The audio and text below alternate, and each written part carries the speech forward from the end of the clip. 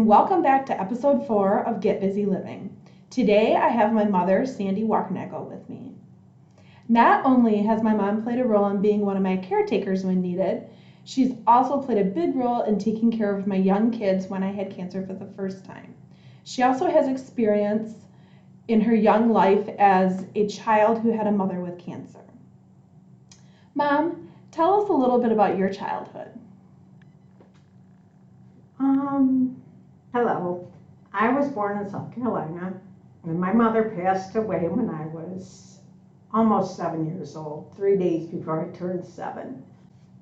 So I don't remember a whole lot. In fact, in my eyes, she wasn't sick at all till the very end when she was bedridden at home and the oxygen tanks would come.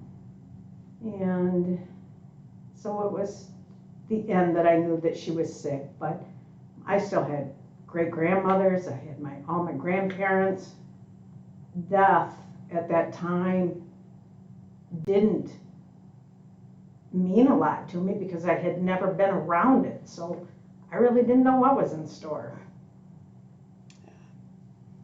Understand. That was so long ago too that there wasn't a lot of information about cancer, and definitely not genetic information about cancer. So it came as a surprise because I was so young when I was diagnosed at 30 years old. But I think in the back of both of our heads too, it wasn't really a surprise because we knew that your mother had cancer at a fairly young age as well. And I just always thought that I'd have to worry about myself before I ever worried about a child of mine. And then when the genetic testing was done and you didn't carry a gene, I thought, okay, we got this. Right. And then when it came back with fierce the second time, I knew, especially when it came back in your lungs and her breast cancer went to her lungs, and I knew without even being tested that it was genetic. Yep.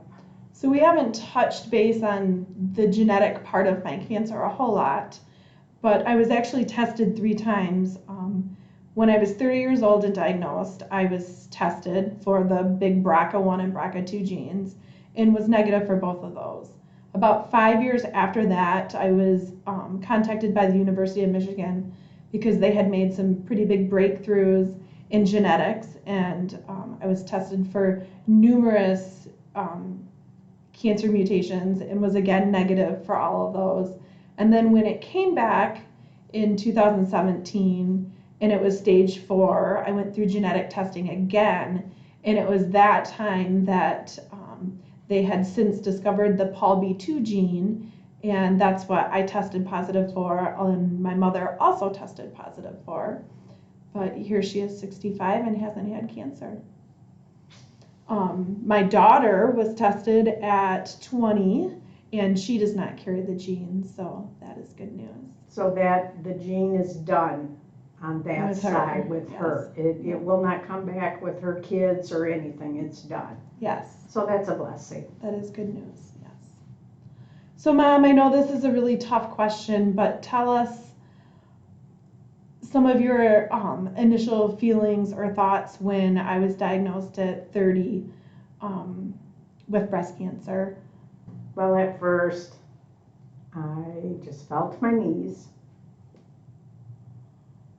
and thought, this just can't happen again. Did a lot of praying.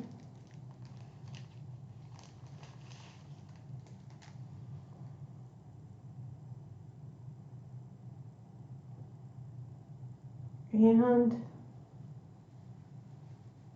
I think we were both, all of us, the whole family was worried I wouldn't be around to watch my kids grow up. exactly. And as we've shared, they're 22 and 24. One's going to be a father soon, so I've seen a lot more than any of us thought we would see. Exactly. Considering they were 4 and 6 at diagnosis. So there I said that 2 to 5 year living mark that they gave you, boy, things would have just been a lot a lot different if they would have added a few more years, because here we sit and it's a blessing that you're still here, and Yeah. it's amazing. And I turned 48 years old. 18 years I've been dealing with it. On and off. But 8 years consistently. Seconds and prayers. Yep, that's for sure. For sure. And I think my greatest pleasure of the last few years is just being able to see you live and travel and enjoy so much. And enjoy your kids and the weddings and the babies coming, and it just puts a big smile on my face, because there was one day not too long ago that I didn't think that that was going to be possible. Yep. If there's one thing that a diagnosis like cancer teaches us, it's that you have to get busy living and do the things, because life is often way too short. Do what you enjoy. Yep. Because you never know. You don't. And look at you, had friends taken unexpectedly, even. Yep. Ones you thought would be here way past you. Ones I thought would take care of my family. Yeah. Yep. So mammograms are very important. They are. Genetics are very important. Knowing your family history, best to your knowledge. And self-exams are important. You know, you found your lump in the shower that morning. I did. Yep. Yep. Yes. So I think that concludes some difficult conversations. It's hard to talk about those things, but I'm thankful that you were able to come on today with me and chat with us and share some of your feelings. And I'm so out of sight, out of mind type of person that I kind of just put that childhood way back in the back of my brain somewhere and don't think too much about it. So when it surfaces, it gets rough. I'm sure it does. I'm sure it does. Yeah. And then when I was diagnosed, you lived with that fear that my kids were going to go through the same thing you did. Yeah. And I remember it would just fall apart, and your dad would say, "You have to be strong for her." And I say, "I know I do, but she's not here right now, so I don't have to be strong." I hear you. I just had to be strong in front of my kids too, but it's okay to be weak sometimes. Yeah. Yeah. So we appreciate you all listening and listening to our family story.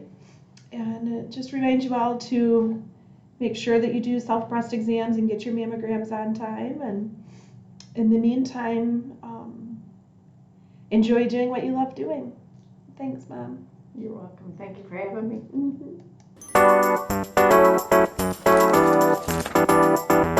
me.